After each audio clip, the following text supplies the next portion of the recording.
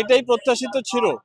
আমরা প্রথম থেকেই আপনাদের মনে থাকবে যে বিভিন্ন আপনাদের সঙ্গে যখন কথাবার্তা হয়েছে আমরা বলেছিলাম যে ৩ ধরনের মানুষকে এরা টার্গেট করেছে, যাদেরকে এরা ভোটাধিকার এবং নাগরিকত্ব থেকে বঞ্চিত করবে।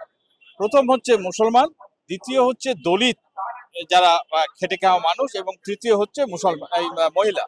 এই ৩ ধরনের যে যাদের নাগরিক তাদেরকে এরা বেনাগরিক করতে চায়, ভোটাধিকারহীন করতে চায়। এটাই হচ্ছে সংঘ পরিবারের যে রাজনীতি, সেই রাজনীতির জায়গা থেকে এটা অনিবার্য ছিল। এবং একদম আপনারা ঠিকই বলেছেন যে আজকে যে তালিকা এখন পর্যন্ত জানা গেছে, এখনো পর্যন্ত কিন্তু পুরো তালিকা পরিষ্কার হয়নি।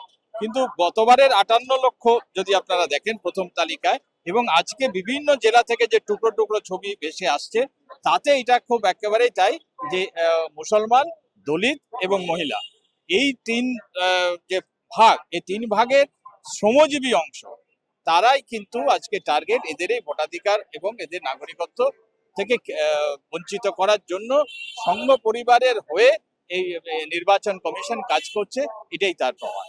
এবং কেন এই কথা বলছি, দেখুন সংঘ পরিবার প্রথম থেকে তাদের যে দর্শন আপনারা দেখেন, যে গোলওয়ারকারের বইতে যে বাঞ্চ অফ থটস যে গোলওয়ারকারের লেখা, সেখানে দেখবেন তারা পরিষ্কার করে বলছেন যে দলিতরা বা মহিলারা বা যারা পিছিয়ে পড়া অংশ সমাজের, তাদের রাষ্ট্র পরিচালনার কোনো অধিকার থাকা উচিত নয়।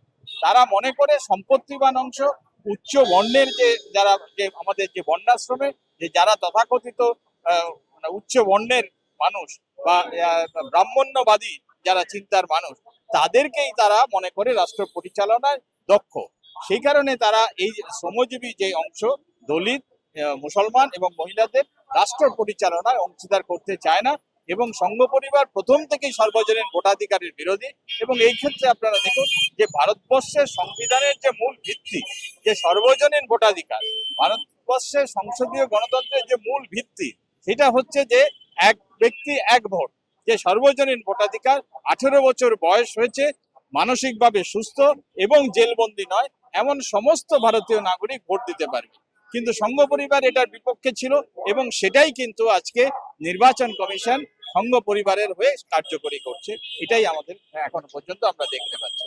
দেখুন, আপনারা যদি গোড়া থেকে খেয়াল করে দেখুন, বিহারের ক্ষেত্রেও দেখুন যে কোনো রাজনৈতিক দল সত্যি সত্যি যে এসআইআর এর বিরুদ্ধে যে একটা প্রতিরোধ তৈরি করা, এটা কিন্তু করেনি। আপনাদের সামনে যদি আসামের অভিজ্ঞতা আপনাদের সামনে রয়েছে, আসামেও আমরা দেখেছি, আসামে এখনো পর্যন্ত এনআরসি করে 18 লক্ষ মানুষের নাম সেখানে তারা এনআরসি করে বাদ দিয়েছে নাগরিকত্ব থেকে, ভোটাধিকার থেকে। সেখানেও আমরা দেখেছি যে কোনো রাজনৈতিক দল সেখানেও কিন্তু কোনো প্রতিরোধ তৈরি করেনি। আজকে পশ্চিমবাংলায়ও আমরা দেখতে পেলাম যে কোনো রাজনৈতিক দল সেভাবে কিন্তু প্রতিরোধ তৈরি করলো না। পশ্চিমবাংলার শাসক দল তৃণমূল, তারা মুখে বিরোধিতা করলো, প্রচুর বিরোধিতা করলো, সুপ্রিম কোর্টে গিয়ে মামলা লড়লো, সবকিছু করলো, কিন্তু কার্যক্ষেত্রে যে প্রতিরোধটা তৈরি করা দরকার ছিল সেক্ষেত্রে তারা করলো না। বরঞ্চ তারা উপরিস্তরে বিরোধিতা করে আসলে কাজ বাস্তবত গোটা প্রশাসনিক সাহায্য করে এবং সর্বতভাবে কিন্তু প্রতিবাদটাকে পর্যন্ত তারা দানা বাঁধতেই দিল না। সেক্ষেত্রেও তারা একটা একই প্রতিবাদের আবাহন তৈরি করে তারা কিন্তু এসআইআরটাকে কার্যকরী করে দিল। কাজে কোনো রাজনৈতিক দল এই দায়িত্ব নেবেই না। এবার দেখবেন আপনি 7 দিন 10 দিনের মধ্যেই ভোট ঘোষণা হবে, এবং তারপর যে এই যে লক্ষ লক্ষ মানুষ যাদের ভোটাধিকার নেই, যাদের নাগরিকত্ব আজকে ভয়ঙ্কর ভাবে প্রশ্নের সামনে চলে এলো, তাদেরকে নিয়ে এদের কোনো মাথা ব্যথা নেই, এরা এটা নিয়ে ভাববেও না। সবাই ভোটের জন্য, ভোটের বাক্স ভরানোর জন্য দৌড়বে। ঠিক বিহারেও তাই হয়েছে। বিহারেও ঠিক একইভাবে যখন এসআইআর হয়ে গেল এবং তার পরে পরে নির্বাচন ঘোষণা হলো, ওই যাদের নাম বাদ গেল তারা পড়ে রইলো, তাদের কি হলো না হলো কেউ দেখতে আসেনি, কারণ ওদের তো শুধু ভোট দরকার। এরাও ঠিক একইভাবে এই ভোটটা ঘোষণা হলে সেইভাবেই দৌড়বে ভোটের জন্য। যতটুকু বিরোধিতা ভোটের জন্য, ভোটের বাক্স ভরার জন্য, কার্যক্ষেত্রে তারা এটা কেউ বিরোধিতা করেনি। কাজে কোনো রাজনৈতিক দল দায় নেবেও না। এবার আপনি আমাকে প্রশ্ন করতে পারেন যে কেন কেন সবার এই রাজনৈতিক দলগুলো এই অবস্থানটা কেন? তার কারণ হচ্ছে এই যে এসআইআরটা, এটা আসলে তো এনআরসি। এটা আপনাদের বুঝতে হবে, এটা হচ্ছে আসলে এনআরসি, নাগরিক পঞ্জি তৈরি করে একটা বিপুল সংখ্যক মানুষের তারা যেটা করবে সেটা হচ্ছে তারা তাদের ভোটাধিকার কেড়ে নেবে, নাগরিকত্ব কেড়ে নেবে। এবং এই মানুষগুলো যেটা হবে সেটা হচ্ছে যে তারা একটা অধিকারহীন এক ধরনের মানুষে তারা পরিণত হবে, এবং এই অধিকারহীন মানুষে তারা কিন্তু রাষ্ট্রের থেকে কোনো ধরনের কোনো সাহায্য সহযোগিতা পাবে না, রাষ্ট্রের কোনো ধরনের অধিকার তাদের থাকবে না। এবার তারা তাদের শুধুমাত্র শ্রমশক্তি বিক্রি করে তারা যতটুকু অর্জন করতে পারবে, তাদের দেহ বিক্রি করা, শ্রম বিক্রি করা ছাড়া কিছু করা থাকবে না।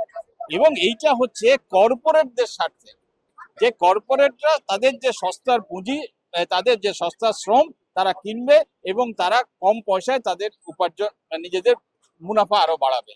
যে কারণে আর এই সমস্ত রাজনৈতিক দলগুলো তারা তো কর্পোরেটের স্বার্থেই কাজ করে, কর্পোরেটের মুনাফা ভরার জন্যই তারা কাজ করে, কর্পোরেটের টাকায় রাজনৈতিক দলগুলো চলে। আপনারা লাস্ট ইলেকট্রাল বন্ডের ক্ষেত্রে দেখেছেন যে কিভাবে যেটা প্রকাশ্যে এসেছিল, গোপনে যে কোটি কোটি টাকা পায় সেটা তো সবাই জানে, কিন্তু প্রকাশ্যে ইলেকট্রাল বন্ডের মাধ্যমে যা সবাই দেখেছে কত হাজার হাজার কোটি টাকা এই তারা এই পুঁজিপতিদের থেকে রাজনৈতিক দলগুলো পায়।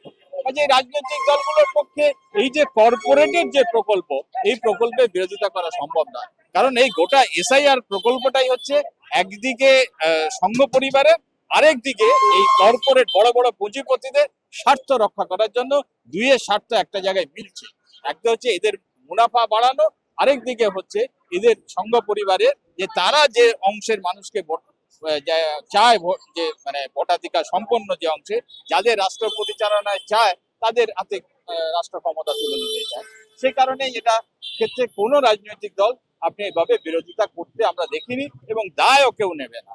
কাজে মানুষ, সাধারণ মানুষ যারা অধিকার থেকে বঞ্চিত হচ্ছে, নাগরিকত্ব যারা হারাবে, ভোটাধিকার যারা হারাবে, তাদেরকে এই বিরুদ্ধে অনেক বেশি বেশি সংঘবদ্ধভাবে লড়তে হবে।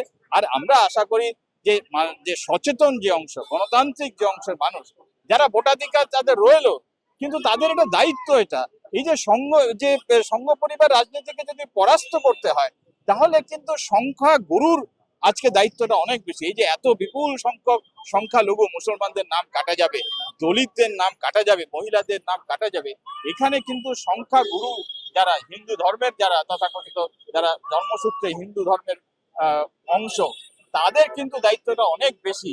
যে যদি এই যে সংখ্যালঘু বা মুসলমান বা মহিলা বা দলিত তারা যদি ভালো না থাকে, তাদের যদি নাগরিকত্ব বা পূর্ণ অধিকার না থাকে, তাহলে সংখ্যা গুরুর যারা তারাও কিন্তু ভালো থাকতে পারবে না। এটা কখনো হয় না। কারণ যদি আপনার এখানে বাজারে 10টা সস্তা শ্রম বাজারে পাওয়া যায়, তাহলে আমার 11 নম্বর শ্রম সেটা মহার্ঘ হবে না, আমাকেও সস্তায় কাজ করতে হবে।